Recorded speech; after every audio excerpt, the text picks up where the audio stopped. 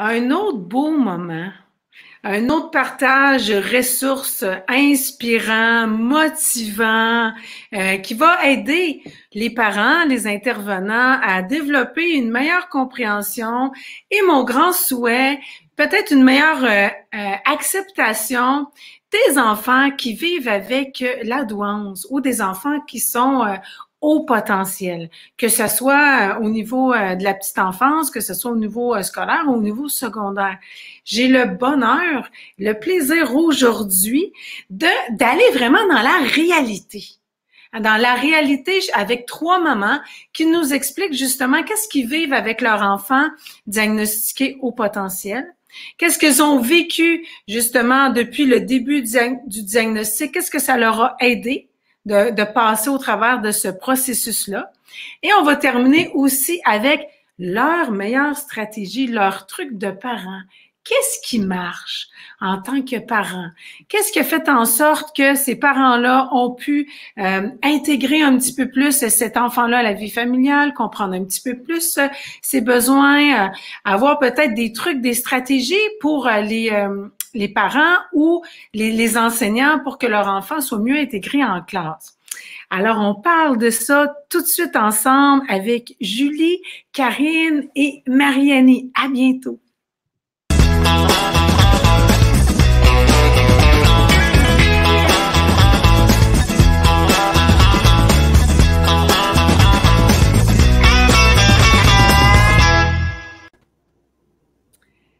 Je suis très heureuse aujourd'hui de me retrouver avec Julie, Marianie et Karine.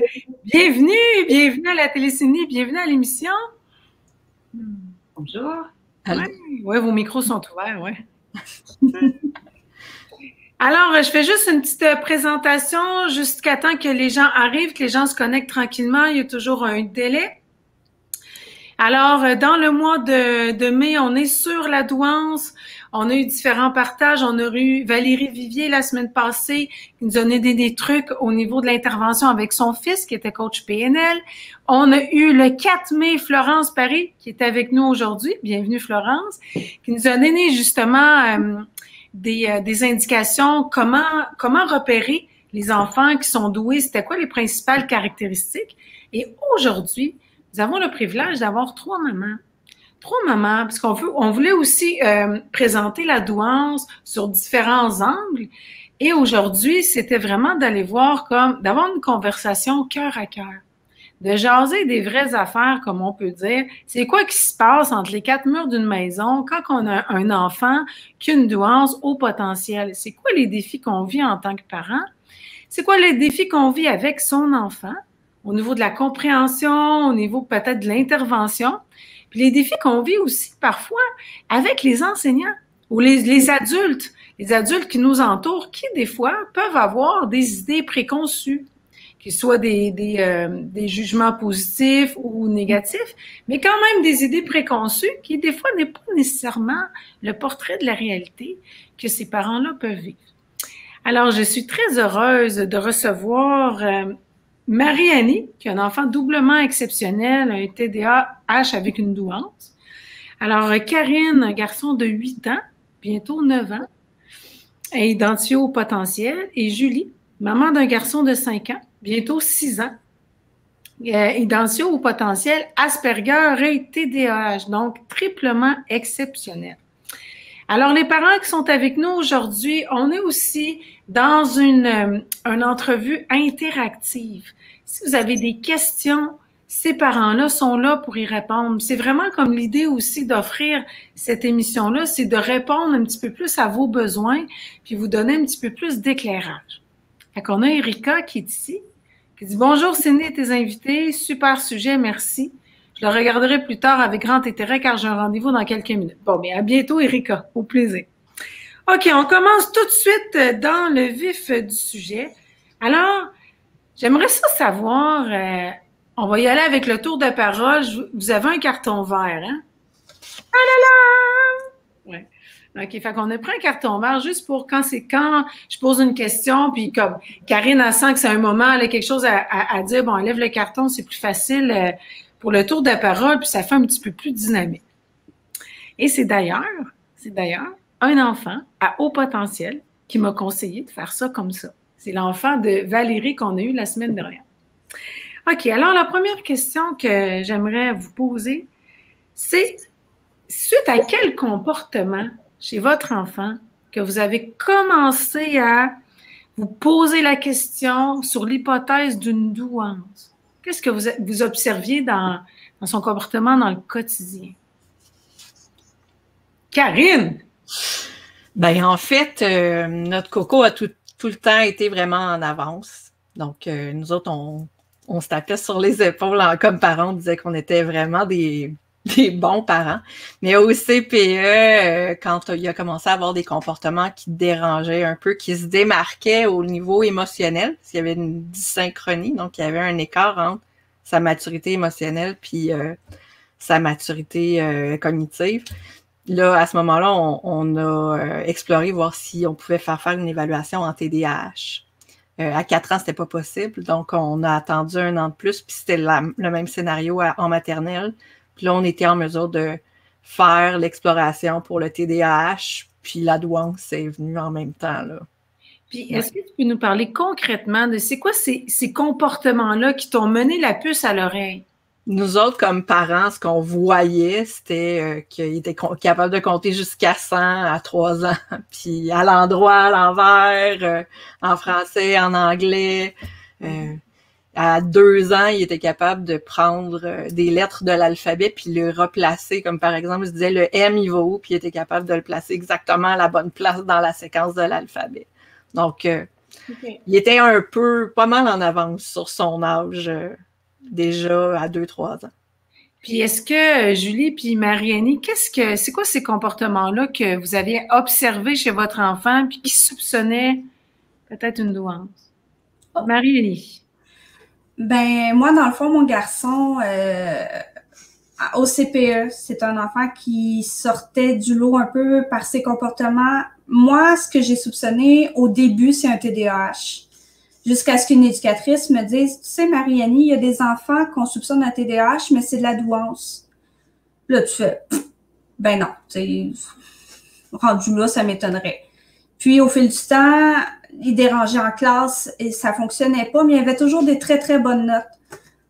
Là, moi, je l'ai fait évaluer pour un TDAH et là est sorti, dans le fond, la réponse, comme quoi qui était aussi TDAH et avait aussi une douance. Donc, la douance compassait ce que le TDAH lui enlevait d'une certaine façon. Donc, malgré son TDAH, il réussit bien à l'école parce que les deux... C'est doué. Oui. Mais si tu peux nous parler là, concrètement pour les parents qui nous écoutent, les intervenants, là, les comportements, là, ce que tu voyais ou ce que tu entendais chez ton enfant ou... Anthony, c'était un petit garçon verbomoteur. Il parlait sans arrêt. Il voulait tout savoir. À 3 ans, ils ont une phase là, du pourquoi. Cette phase-là n'a jamais arrêté. Il a toujours tout voulu savoir sur tout. Vient un moment où j'ai fait, bon, ben, je vais y acheter des livres. J'arrive plus. Il voulait savoir comment les robots étaient construits puis comment ils fonctionnaient. Je suis pas ingénieur robotique, là. Moi, je le sais pas. Je lui achetais des livres. Il me posait des questions sur l'espace, sur... il vient un moment où moi, j'étais désemparée en tant que parent. Puis je me dis, ben, c'est un petit garçon curieux. Anthony fonctionnait avec le programme iScope au CPE. C'est un programme qui est vraiment basé sur les intérêts des enfants. Mais Anthony, lui, il était toujours en mode création. Il créait des structures, il créait sans arrêt. Son cerveau n'arrêtait jamais. C'est comme si c'était un hamster, tu sais, là, où on voit souvent les images d'un écureuil là, qui prend du Red Bull. Ben, mon garçon, c'était un écureuil sur le Red Bull, sans arrêt. Puis toi, Julie, ton garçon, c'était-tu un écureuil sur le Red Bull? Oui, ben, je dirais que les questions, elles sont arrivées quand même assez vite chez nous. Je pense que finalement, j'ai toujours su qu'il était particulier, mon garçon. Dès la naissance, c'était un petit garçon qui était très tonique, un bébé qui soutenait le regard. Il y avait 1 semaine ou 2 semaines de vie. Puis sans mentir, là, il me regardait dans les yeux. J'avais l'impression qu'il me hurlait « Qu'est-ce que je fais coincé dans ce corps ?» il y avait des particularités sensorielles très marquées, sensibilité à la lumière, au toucher, vraiment bébé, nouveau-né, là je parle. Puis après, ben, la partie questionnement, c'est un peu plus affiné, on va dire. Ben, je savais qu'il y avait une particularité, mais je ne savais pas poser les mots dessus. Puis le haut potentiel, le questionnement à ce sujet-là, il est arrivé vers 14 mois à peu près. Mais je dirais même avant, vers 12. Quand il a commencé à parler 12 mois, son premier mot, ça a été maman. Son deuxième mot, ça a été papa. Le troisième, doudou. Puis après, il s'est mis à dire cuillère, à dire des mots vraiment plus complexes. Donc, on se disait, bon, pourquoi pas. Puis, vers 12, 13, 14 mois, ça a été les formes. J'avais fabriqué un petit jeu pour faire des associations par couleur et par forme. Puis, il s'est mis à faire du pairage tout de suite. À 13, 14 mois. Donc, je me disais, OK, ça va vite. À 17 mois, il a appris toutes les lettres de l'alphabet en 2 matinées. Puis, il épelait les mots qu'il voyait dans les enseignes des magasins. Donc, là, les gens... Ben, nous, on le voyait que ça allait vite, puis les gens autour se sont mis à le voir aussi. C'est là qu'on a vécu le jugement ou des choses comme ça. Je sais qu'on en parlera après. Voilà. Oui, c'est vraiment, vraiment intéressant. Est-ce que vous avez aussi remarqué que vos enfants avaient des questions existentielles, des questions sur la mort, par exemple, très tôt, des questions... Ah, Julie! Oui, vraiment tôt. À 3 ans, Achille nous demandait déjà... comment le premier être humain avait pu sortir du ventre de sa maman si c'était le premier. Alors, ce genre de choses, c'est apparu très très tôt chez nous. Puis, les notions de vie, de mort, d'où on vient, tout ce qui est existentiel avec l'espace aussi. Marie-Annie en parlait, les trous noirs, l'évolution. C'est des questionnements qui viennent très très très tôt. Puis est-ce qu'on a ça aussi chez toi, Karine? Le micro. Ben en fait, mon grand, les questions sur la vie et la mort, ça n'a pas été très, très abordé, mais il y avait une grande curiosité sur l'espace, les dinosaures. C'est un petit garçon qui a appris à lire tout seul à 4 ans. Il lisait des livres dans son lit. Là. Lui, c'était pas des romans, c'était des encyclopédies pour enfants. Fait qu'il lisait sur tous les sujets qui l'intéressaient, même très petit. Là. À 5 ans, il fallait que j'enlève les livres dans son lit pour qu'il dorme. Fait que, il nous questionnait, oui, mais il était très autonome, on dirait très autodidacte. Il voulait aller chercher lui-même, même très petit. Ses réponses. Oui. Est-ce que vous avez remarqué, là, on parle aussi plus comment je pourrais dire, d'un comportement plus individuel, aller chercher soi-même ses réponses, se poser des questions. Est-ce que vous remarquez que votre enfant a des difficultés plus au niveau de l'intégration avec les pairs, au niveau social? Comment ça se passe au niveau des interactions avec les autres? Marie-Annie. Mon garçon, il est rendu en 4e année. Il était pas capable de se faire des amis puis de les garder. Moi, j'ai mis ça sur le dos du TDAH. Je me suis dit, Anthony est tellement explosif, tout le jour en action, que peut-être que les amis se tannent. Il y a quand même une immaturité émotionnelle aussi. Je mettais ça sur ce dos-là. Puis la semaine passée, en écoutant l'entrevue, quand la dame disait comme quoi qu'il y avait besoin de quelque chose de plus, j'ai oublié le mot, fusionnel. J'ai reconnu mon garçon. Moi, ça m'a permis ça de comprendre que c'est pas parce qu'il est pas capable de se faire des amis, c'est parce que les gens autour de lui ne ressemblent pas à ce qu'il recherche comme amitié. C'est pour ça qu'il est plus porté vers les adultes. Moi, mon garçon, il est collé à moi, puis ça lui suffit. Là. Il a besoin d'être avec des adultes. Ben, besoin, mais parce que les amis de son âge, ben, c'est comme si leur temps de réflexion n'était pas suffisamment rapide pour ce que mon garçon est capable. Donc, il se tanne. C'est moins intéressant. Est-ce que tu observes ça, Julie ou Karine? Karine. En fait, les amitiés, mon garçon, là, cette année, on a la chance qu'il soit dans une classe avec des enfants à haut potentiel intellectuel. Fait que les amitiés sont beaucoup plus faciles cette année que les années passées. Là, il est en 3e année, dans une classe multiniveau, 3e, 4e. Puis il est arrivé le soir me demander pour jouer à des jeux vidéo avec ses amis. Je dis, oui, vas-y. Parce que avant cette année, il n'y avait pas ça. C'était un peu comme Marie-Annie disait, là, c'est vraiment difficile de tisser des liens. Souvent, ils ne comprenaient pas pourquoi les autres faisaient telle ou telle action. Donc, il se retirait ou il réagissait très fortement. Donc, sa maturité émotionnelle ne lui permettait pas de comprendre nécessairement la façon d'agir des autres enfants. Fait qu'il préférait souvent les relations avec les adultes ou les plus vieux. Fait que là, cette année, on est chanceux, là. Il est à une bonne place pour lui. Merveilleux. Est-ce que c'est des enfants aussi, parce qu'au niveau de la maturité émotionnelle, bon, c'est moins évident. Est-ce que c'est des enfants qui vont être enclins à vivre du rejet des pères?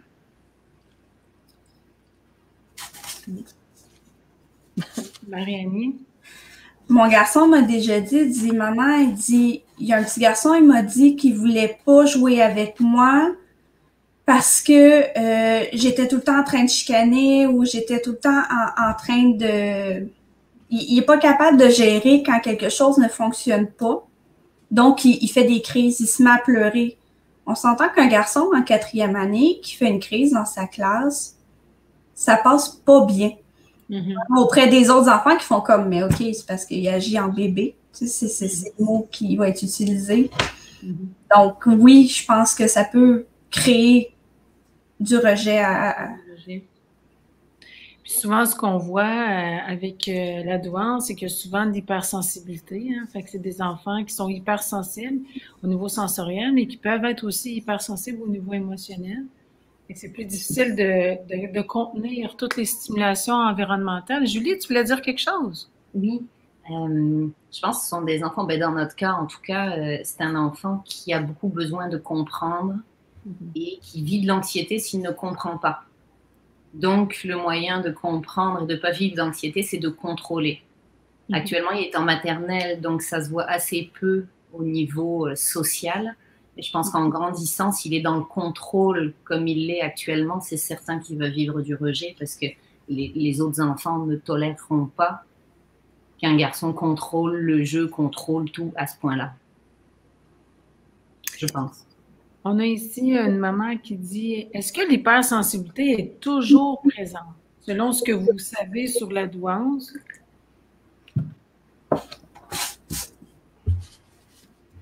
Oui, Marie-Annie?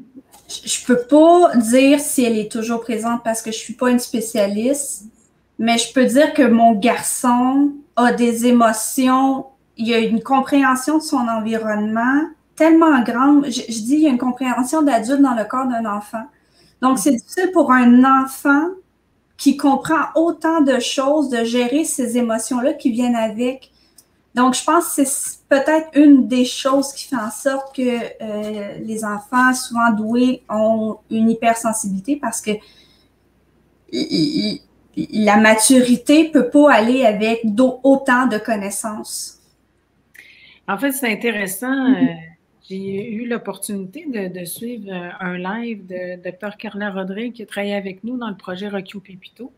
Ceux qui ne savent pas c'est quoi, c'est une formation sur la sécurité intérieure pour aider les enfants à retrouver un meilleur équilibre émotionnel, tant chez les enfants agités, qui vivent de l'opposition, de l'agitation, de l'hypersensibilité.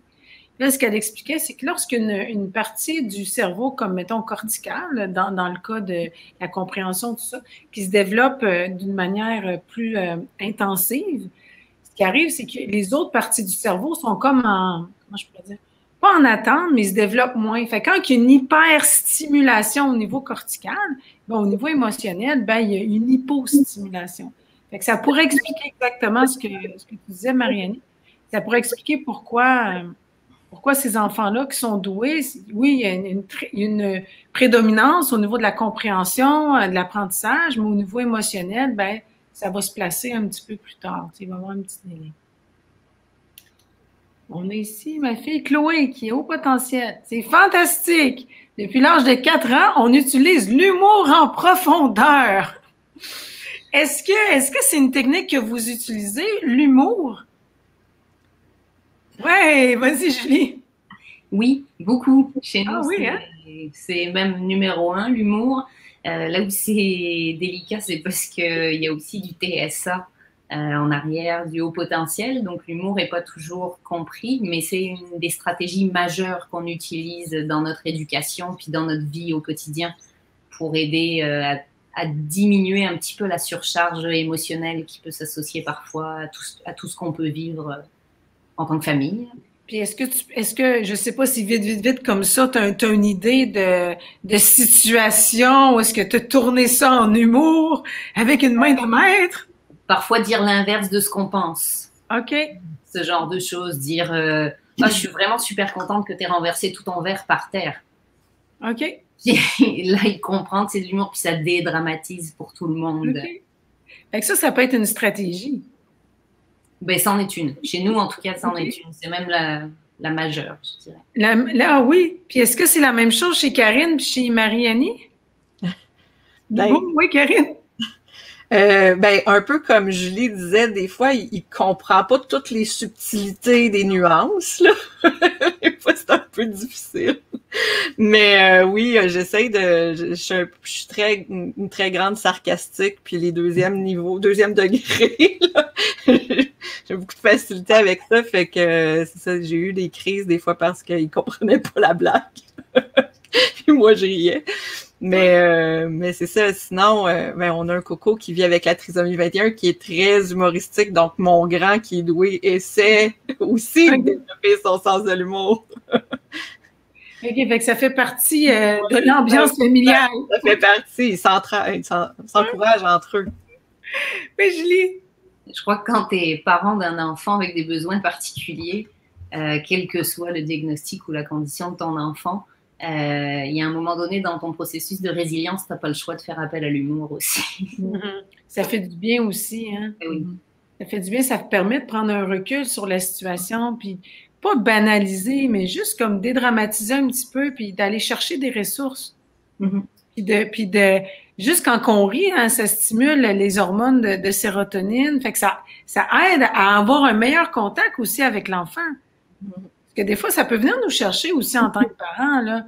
Là, on parle, de nos enfants, tout ça, d'aider à mieux les comprendre, mais des fois, là, ils viennent nous chercher aussi, puis qu'on réagit en tant que parents. Des fois, c'est bon de dire, OK, on va mettre un petit peu d'humour là-dedans, là. On va glisser un peu, puis après ça, on reviendra, tu sais. Parce qu'on est aussi des êtres humains, tu sais. Puis c'est pas parce qu'on a un enfant doué qu'il n'est pas cherché à appuyer sur les boutons de nos blessures pour nous faire réagir. Hein? J'aimerais vous entendre sur qu'est-ce que ça vous a apporté de faire le processus du diagnostic, parce qu'on a beaucoup de parents qui se questionnent, en quoi c'est important ou qu'est-ce que ça a donné comme point positif de passer au travers de tout ce processus-là, qui est quand même onéreux aussi, qui est quand même long. Juste de nous parler de votre expérience au niveau du processus diagnostic. Vous voulez tout parler en même temps? C'est magnifique. OK, on va y aller avec, Karine. OK. Nous, en fait, le processus, c'était pour explorer le TDAH après ma barre. Fait que on aurait pu très bien faire juste l'évaluation TDAH avec notre médecin de famille parce qu'elle nous connaissait bien. Fait que passer par le processus d'évaluation complet, ça a permis d'éliminer le TDAH qui n'était pas du tout là finalement. Puis de se concentrer vraiment sur ses besoins à lui. Donc, c'était important pour nous de faire ce processus-là pour vraiment comprendre ses besoins, puis ensuite mettre en place des outils qui vont vraiment l'aider. OK. Est-ce que ça t'a permis d'ajuster un peu plus tes interventions? Ou... Bien, absolument, absolument. Puis aussi faire des demandes à l'école, parce que quand tu t'appuies sur rien, c'est difficile, tandis que quand tu as au moins le papier, tu peux dire, OK, mais regarde, là, j'ai un psychologue qui a fait telle quête d'informations avec mon enfant, puis là, on a ça comme diagnostic, là. Qu'est-ce qu'on peut mettre en place pour l'accompagner, pour que l'école soit plus facile pour lui, parce que c'est un gros défi. Puis est-ce qu'il y a des choses qui ont été mises en place, justement, suite à ça à l'école? Il y a quelques petites choses qui ont été mises en place dans la l'école de quartier. Okay. Mais la différence, ça a été vraiment qu'on a pu faire une demande pour qu'il soit inclus dans une classe adaptée, dans une école un petit peu plus loin. Si on n'avait pas eu le diagnostic, on n'aurait pas pu faire cette demande-là. Mais ça, c'est énorme. Absolument. Énorme. Fait que juste d'avoir fait le processus du diagnostic, pour avoir ça comme bienfait, c'est extraordinaire. Là. Oui. Lui, il doit se sentir tellement plus valorisé. Cette année, oui, il vit des défis. Il vit des défis encore parce que, puis on est en processus pour une autre évaluation pour voir si il y a une double exceptionnalité aussi. Ouais. Mais on est quand même beaucoup plus outillés, puis on le sait qu'il y a du support à l'école où il est présentement, avec un ratio réduit, avec des projets mis en place, puis avec une équipe qui est prête à travailler dans la direction qui est bonne pour lui.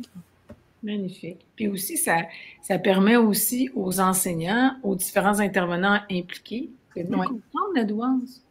Absolument. Parce qu'on commence à en parler au Québec, ça fait pas longtemps. C'est encore très méconnu comme sujet. Il y a encore plein de préjugés.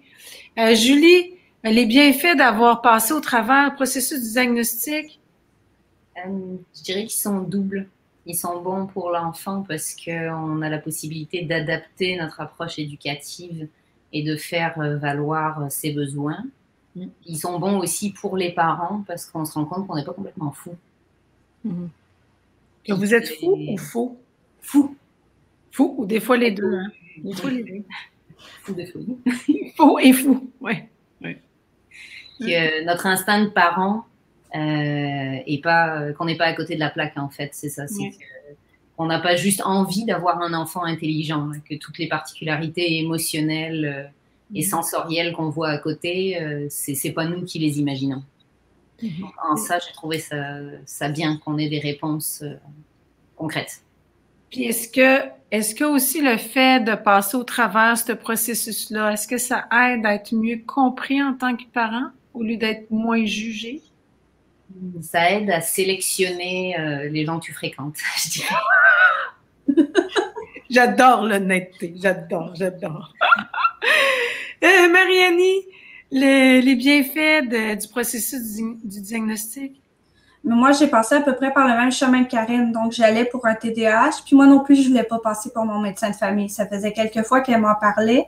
Donc, en allant voir le psychologue, quand est tombé justement le rapport final, qu'elle m'a expliqué que mon garçon avait une intelligence au-dessus de la moyenne dans certaines sphères. Puis que là, elle m'a expliqué aussi un peu c'était quoi la douance. J'ai mieux compris mon garçon à travers tout ce qui s'est, les dernières années, ce qui s'est passé. Ça m'a permis de le comprendre. Malheureusement, je suis ressortie de là avec beaucoup de questionnements et peu ou pas d'outils pour répondre à ces questionnements-là au quotidien. J'ai donné le rapport à l'école. J'ai pas eu de suite. Moi, ça m'a laissé. Puis là, son diagnostic est tombé il y a 1 an. Là. Donc, je suis tombée en pleine pandémie.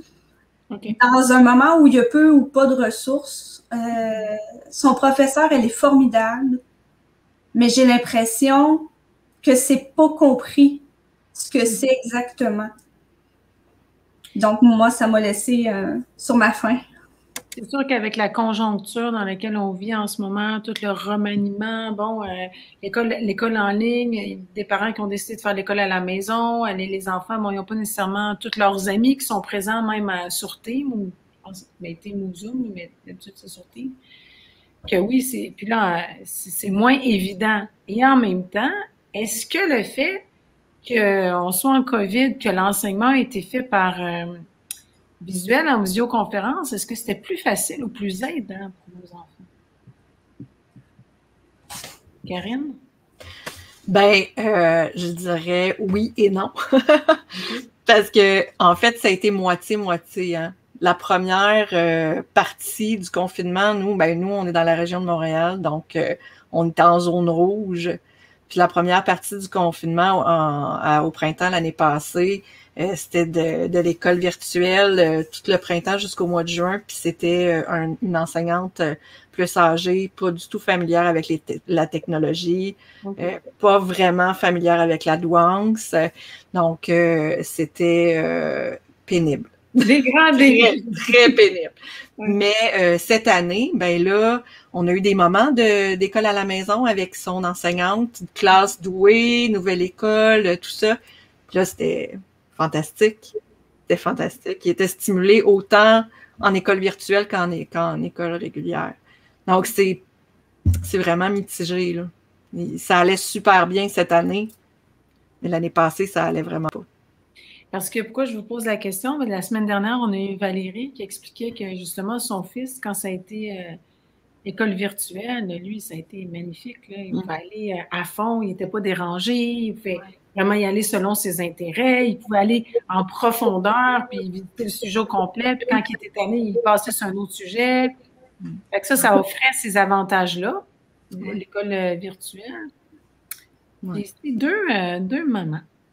Yannick qui dit « On se questionne beaucoup pour mon petit garçon de 5 ans. Présentement, il nous parle beaucoup de la mort, de l'existence. Il est extrêmement hypersensible émotionnellement et sensoriellement, et très avancé cognitivement. À la garderie, il avait le droit d'apporter un jouet et il voulait apporter son jeu d'échecs ou son jeu de logique. C'est juste que les autres amis ne savent pas jouer encore. » Est-ce que ça résonne avec votre vécu de parent, ça?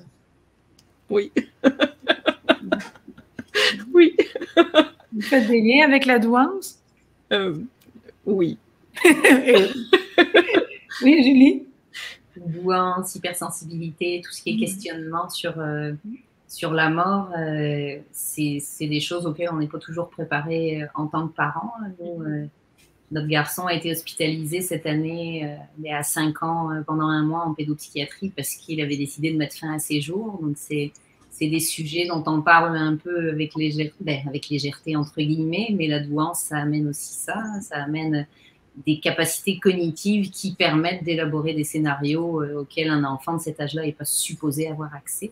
Donc, c'est très déstabilisant. Hein? Oui, en tant que parent, c'est... Ah oui. Puis à quel âge des scénarios suicidaires, Julie? 5 ans. À 5 ans. 5 ans et demi. 5 ans et demi. À 5 ans, un enfant n'a pas la conception de la vie et de la mort, là. Non, puis là, du côté irréversible, là, c'est... Non plus, là. Il y a un enfant au potentiel, oui. Surtout avec ce qu'on vit avec le COVID, là. Karine, tu voulais ajouter quelque chose? Bien, je fais du pouce un peu là-dessus, mais mon fils, là, c'était une grosse transition, le changement d'école, puis l'anxiété que vivent beaucoup d'enfants doués, c'est très, très présent aussi. Puis ça paraît pas toujours, des fois, c'est de l'anxiété, c'est de l'anxiété qui est très, très cachée. Ça va transparaître juste à la maison ou tout ça. Puis moi, mon fils, il a constamment, l'anxiété de performance est là. Il a constamment peur d'être rejeté de sa classe de douance. Il veut rester là. Fait que c'est vraiment puissant comme émotion pour un enfant de cet âge-là. Fait que ça va un peu avec avec l'hypersensibilité un peu aussi. Donc, ce côté anxieux-là qui se retrouve, je pense, chez plusieurs enfants qui vivent avec la douance, même à un jeune âge.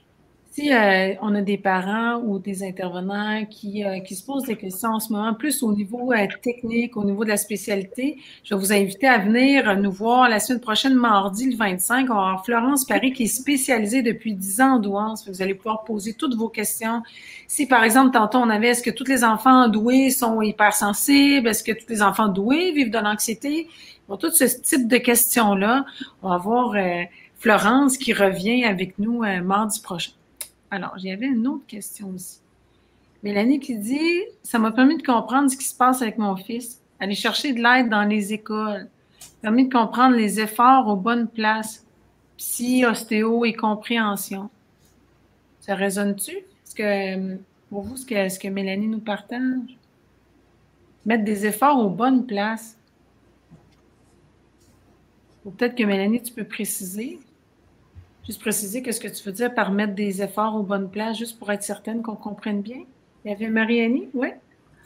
Moi, ce diagnostic-là, ça m'a permis de faire en sorte que à la maison, j'ai changé ma façon d'intervenir auprès de mon garçon. Vous verriez la chambre de mon garçon, c'est le bordel. mais je suis beaucoup plus, je le laisse plus aller, il sait les limites, mais c'est son espace créatif. Il peut construire ce qu'il veut. J'ai acheté un fusil à colle chaude. Avec ça, il me fait des structures en 3 dimensions avec des morceaux de carton. J'ai arrêté de toujours chicaner après. Donc, c'est peut-être ça. La compréhension permet justement de nous, en tant que parents, à nous adapter. Quand je le vois qu'il sautille partout, mais je respire. Arrête-toi. Prends le temps de t'arrêter. On va discuter. J'ai choisi mes moments aussi, ma façon de lui parler aussi, parce que je sais que sa compréhension, elle est là. Donc, je lui parle. Ça, c'est d'ailleurs une des stratégies que tu utilises, Marie, si tu veux juste l'expliquer encore plus au niveau de la respiration. C'est très simple. Je trouve que c'est... Ben, comme je disais tantôt, mon garçon, c'est un écureuil sur le Red Bull.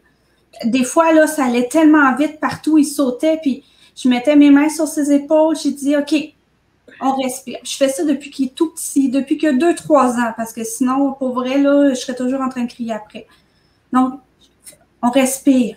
Là, maintenant, là, des fois, là, je le vois, là, on dirait que son cerveau est en ébullition, puis il se peut plus. Il arrête lui-même maintenant. Il ferme ses yeux, puis il prend 3 grandes respirations. Je dis, OK, maintenant, on peut parler.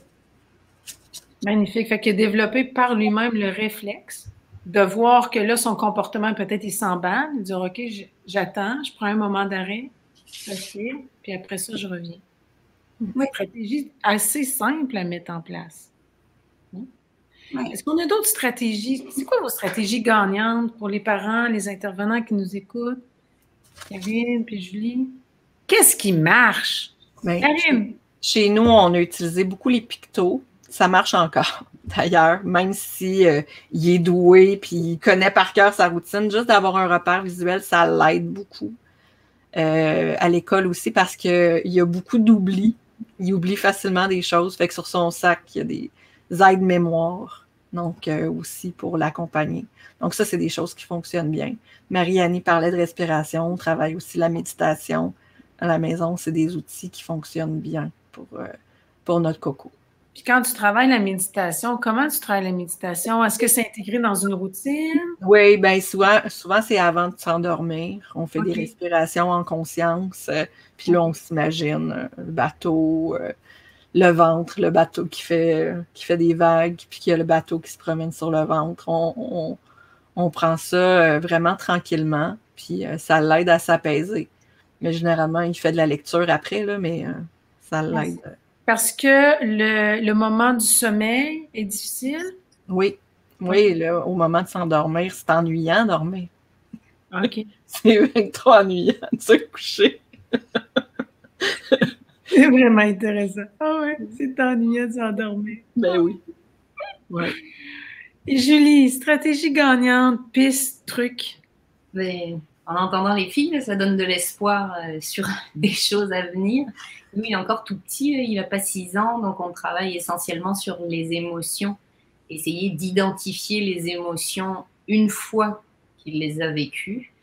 C'est-à-dire, on laisse vivre son émotion, après on dessine l'émotion, puis on la met dans un pot de couleurs en fonction de l'émotion correspondante, puis on essaye de déterminer quels sont les signes physiques de l'émotion pour qu'il puisse, à terme, comprendre, OK, j'ai ça, ça veut dire que peut-être je suis fâchée ou peut-être je suis triste, qu'il puisse avancer sur ça, parce que tant qu'il n'avance pas sur les émotions, c'est très difficile d'avoir un dialogue, de mettre en place des respirations, d'essayer de lui faire gérer des choses qu'il ne comprend pas, en fait. Oui. Donc, dans un premier temps, reconnaître son état, être capable de l'identifier. Je vis ça en ce moment avec un pot de couleurs. Est-ce que tu utilises l'album pour enfants? Il y a un album justement pour enfants qui a été fait là-dessus, les émotions avec des couleurs? Oui. C'est ça. Magnifique, oui. C'est ça. Et on essaye d'être présent et de répondre à ces questions, puis parfois de lui dire, si tu as besoin de me parler, je suis là. Voilà, c'est essentiellement ça, les stratégies pour l'instant, puis travailler sur l'estime de lui-même, l'aider à comprendre que la perfection, c'est pas un idéal non plus. Puis comment on peut faire ça, nourrir l'estime? Valoriser les comportements positifs plutôt que de mettre l'emphase sur t'as pas rangé ça, je t'avais demandé de le ranger. Essayer aussi, on trouve des conseils autour de nous, là, auprès des thérapeutes. On a une neuropsychologue qui nous a donné un excellent conseil par rapport à l'apprentissage de l'écriture, où lui voulait la perfection, c'est-à-dire la lettre qu'il voit à l'ordinateur et qu'on projette sur le mur à l'école, mais évidemment, il n'arrivait pas à reproduire la même. Donc, la neuropsychologue nous a conseillé de lui fournir un modèle manuscrit, voire fait par un enfant de son âge. Donc là, tout de suite, la pression diminue, puis ça devient plus facile. Ce genre de choses, en fait. Fait que des fois, c'est aussi d'adapter les outils. Oui, clairement. Puis quand le milieu scolaire est ouvert, c'est idéal. Oui, puis aussi parce qu'on ne veut pas qu'ils embarquent dans l'anxiété de performance, qu'on sait que chez le doué, c'est des fois difficile de faire la distinction entre une douance, un enfant qui est vraiment motivé dans ce qu'il fait, puis l'anxiété de performance. Mais on va le sentir aussi au niveau émotionnel. Une couleur émotionnelle qui est différente dans l'anxiété de performance. Puis si on arrête l'enfant, souvent, il y a beaucoup d'agitation, d'opposition, il y a quelque chose d'émotionnel qui va sortir encore plus fort. Tandis que quand il est dans un sujet qui le motive, si on l'arrête, il peut avoir une conversation puis reprendre après. T'sais. Il va dire « Oh, la maman, laisse-moi tranquille, là, je suis passionnée, là, je veux continuer. » Ou un truc comme ça, tu sais. Il y a Mélanie qui a précisé sa réponse. Elle dit « Mettre les efforts en bonne place. » Ce qu'elle voulait dire, c'est lâcher prise. Comprendre ce qu'il a vraiment besoin, puis lui donner des ressources pour les émotions et son anxiété. Ben oui. Fait que lâcher prise, des fois, on est focalisé sur quelque chose, de lâcher prise là-dessus, puis de dire, OK, il y a probablement besoin de comprendre qu'en ce moment, il vit une émotion, comme tu nous expliquais, Julie, puis lui offrir des ressources. Là, Marie-Annie nous parle de respiration, Karine de méditation. Nous autres, on pourrait parler de Rocchio Pepito. On a tout un programme d'activité neurosensorielle pour aider les enfants à mieux gérer les perturbations émotionnelles. Alexandra qui dit « On a justement décidé d'organiser un coin créatif libre pour ma fille, potentiellement douée. Elle nous étourdit avec ses nombreux projets et demande pour aller chercher toutes sortes de choses dans la maison.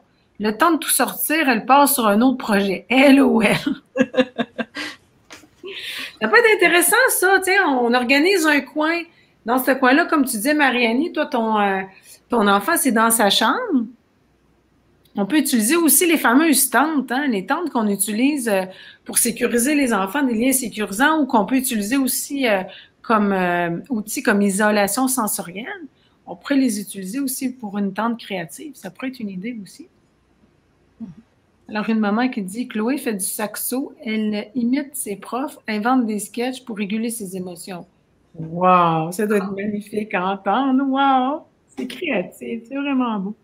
On termine, on a quelques minutes, termine juste avec le genre de conseils que vous pourriez donner à des parents qui vivent ce que vous avez vécu, ce que vous avez passé au travers, ou des enseignants, pour mieux accompagner ces enfants-là. Julie? C'est un conseil qu'on a reçu. Il n'est pas de moi ce conseil, mais je pense que je peux vous le transmettre. La première fois que le haut potentiel a été évoqué, il avait 20 mois. Et c'est une pédopsychiatre qui nous a donné ce conseil-là. Elle nous a dit, préparez-vous, votre vie de famille va être différente, vous allez être jugé, ça ne va pas être facile, mais vous avez un bon instinct, alors continuez. C'est ça, c'est intéressant. Ça fait la deuxième fois que tu ramènes l'instinct, c'est intéressant parce que tu dis au début, on se croyait fou, mais non, on ressentait des choses, puis on a des instincts, tout à fait. Puis des fois, c'est de revenir à cette écoute-là. Des feelings. Tu sais, on a un feeling intérieur. Marie-Annie. Moi, ce que je dirais aux parents, puis que ton enfant ait une douance, ait un TSA, peu importe, d'être à l'écoute de ton enfant, de l'observer, au lieu d'essayer d'intervenir, d'essayer de le comprendre. Ça va être plus facile après ça de mettre les bonnes choses en place. Donc, si tu as un enfant qui a besoin d'être créatif, lui proposer des outils, ça va sûrement éliminer des frustrations parce qu'il n'arrête pas d'aller chercher des affaires partout, puis de lui proposer, de lui permettre ce cadre-là. Donc, chez les enfants doués, ça va les aider à s'épanouir de façon positive. Est-ce que, Karine, avais-tu quelque chose à ajouter ou non?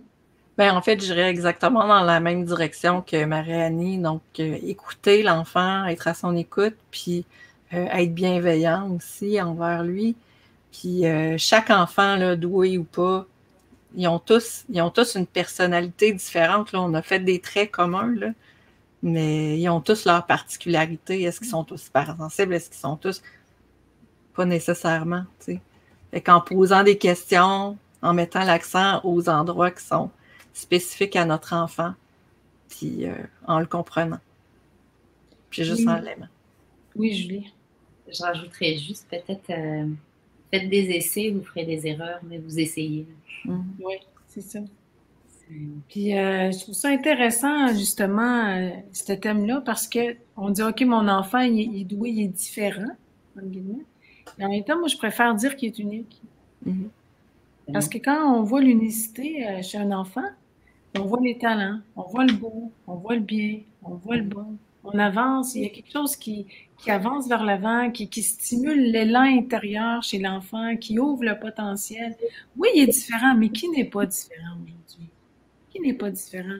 Mon grand souhait, c'est qu'un jour, on parle plus de différence, mais d'unicité, puis qu'on soit capable de reconnaître, OK, bon oui, ça c'est un enfant qui est doué, ben, ça c'est un enfant qui a une personnalité dynamique, ça c'est un enfant, tu vois, être capable de vivre avec cette belle diversité-là d'unicité, que chacun soit reconnu comme il est, tu sais, puis accueilli comme il est. Puis je trouve ça le fun parce que là, je vais faire une petite citation. Je vais citer Julie qui est avec nous, qui a écrit un magnifique livre. Est-ce que tu veux nous le montrer, Julie? Oui. Un moment d'un enfant autiste. Puis en discutant, en préparant l'entrevue avec Julie, tout de suite après notre partage, elle m'a envoyé quelque chose, un extrait de son livre, que j'aimerais ça vraiment vous lire parce que je trouve que maintenant, ça peut porter la réflexion un petit peu plus loin. Elle écrit avec plein d'amour, plein de sensibilité. Chaque enfant, qu'il ait des besoins particuliers ou non, est un être en construction. Une chance d'élargir la richesse et la diversité de notre monde. Et j'ai des frissons dans le corps. Notre rôle en tant que parents est de veiller à ce que le potentiel de nos enfants s'exprime dans le respect et l'amour de leur identité. Parfois, cela s'avère complexe parce que la situation demande un lâcher-prise total, un saut conscient vers l'inconnu, et un abandon de nos propres besoins en faveur de ceux de nos enfants. Les défis peuvent sembler insurmontables, la solitude est immense et souvent inévitable, en particulier quand nos proches choisissent parfois de ne pas nous accompagner dans les moments difficiles. Cependant, si les parents sont épuisés, l'amour, tant qu'à lui, ne l'est jamais. Ah, c'est... Julie, je bois tes paroles. Est-ce que tu peux nous parler un petit peu de ton livre? Ouais. Oui. Maman d'un enfant autiste, c'est un récit brut et brutal, même parfois, de notre vie, parce que c'est pas mis en forme, c'est pas enrobé, c'est du vécu pur et simple. Donc il y a beaucoup d'amour, il y a aussi beaucoup de souffrance. Ça raconte tout notre parcours de parents, et en particulier mon vécu de maman, depuis la naissance de mon premier garçon jusqu'à l'obtention du diagnostic, du premier diagnostic qui a été le TSA. Quand le livre est sorti, il venait juste d'obtenir son diagnostic de haut potentiel. Et le TDAH a été posé ensuite. Donc ça montre un peu ce qu'est la réalité des parents avec des enfants qui ont des besoins particuliers, on peut dire, qui est souvent enrobé un peu ou méconnu. Voilà. J'avais envie de partager ça. J'aurais aimé savoir que j'étais pas la seule à vivre ça. Et ça peut être un livre qui permet de se sentir compris, de se sentir accompagné en tant que parent, par le partage de ton vécu. Souvent, ça résonne. Hein? C'est vraiment un effet miroir. Grégoire, si tu peux nous mettre le lien du livre de Julie dans le chat, si les parents, les intervenants qui nous écoutent ont envie de se le procurer. C'est un lien YouTube où est-ce qu'elle présente son livre. Et aussi, Julie, tu as un groupe Facebook. Oui, Est-ce que tu peux nous en parler un petit peu? C'est magnifique ce que tu fais. Il y a plein d'humour. C'est beau, c'est beau. C'est une page Facebook, en fait, qui s'appelle Maman d'enfants atypiques, sur laquelle je partage ma réalité de maman d'enfant avec des besoins particuliers à travers des illustrations. Donc, c'est des petits dessins en noir et blanc avec des petits bonhommes allumettes pour montrer, dénoncer un petit peu certaines fois, entre guillemets, des situations qu'on a tous vécues en tant que parents avec des enfants à besoins particuliers, typiquement avec le haut potentiel. Ah, mais t'es intelligent, c'est ça? Ce genre de choses. J'essaye de faire ça avec humour parce que je pense que c'est important de mettre un peu de légèreté parce que notre quotidien est pas toujours léger. Oui, tout à fait. Alors, on a mis Grégoire Aminier pour le groupe de Julie. Puis, il va mettre le lien aussi pour ton livre. Mot de la fin, les filles, les mamans, pour les mamans qui nous écoutent. Karine? Je suis très contente d'avoir pu participer à ça parce que je pense que ça m'aurait fait du bien aussi comme maman d'écouter un genre d'entrevue comme ça il y a 4 ans. Ouais.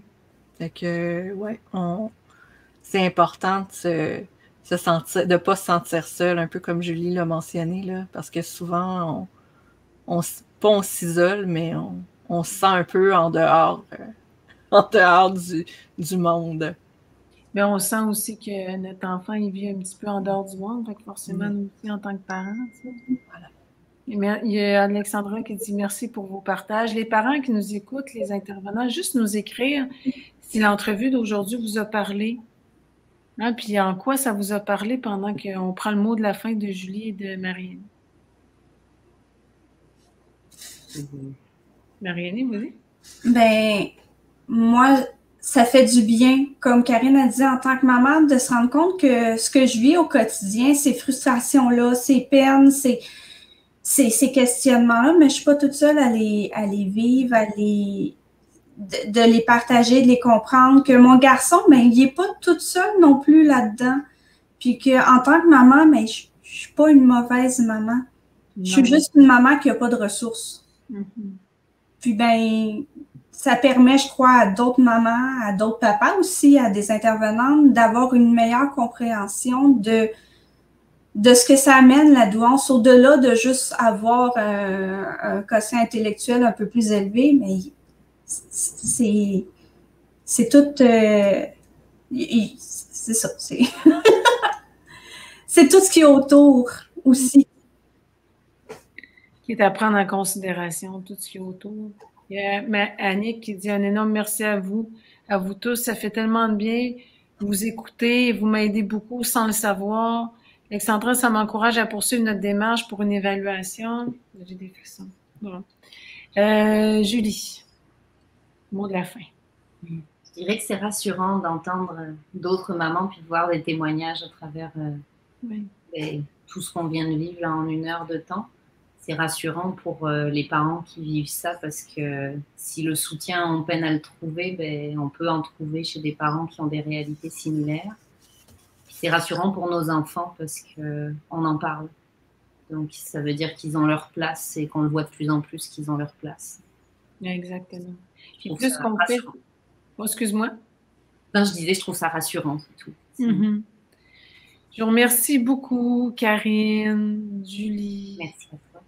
Puis Marie-Annie, d'avoir accepté d'être disponible sur l'heure du midi, d'avoir partagé votre vécu.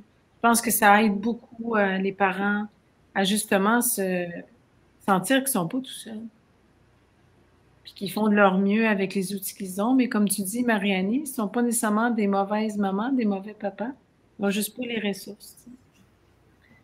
Donc, ben, tu vois, Alexandra dit ça, elle encourage à poursuivre l'évaluation. Oui. Alors, c'était tout pour aujourd'hui. Je pourrais continuer encore 1 heure avec vous tellement je trouve ça intéressant d'ouvrir, de comprendre encore plus comment est vécue la douance dans le quotidien.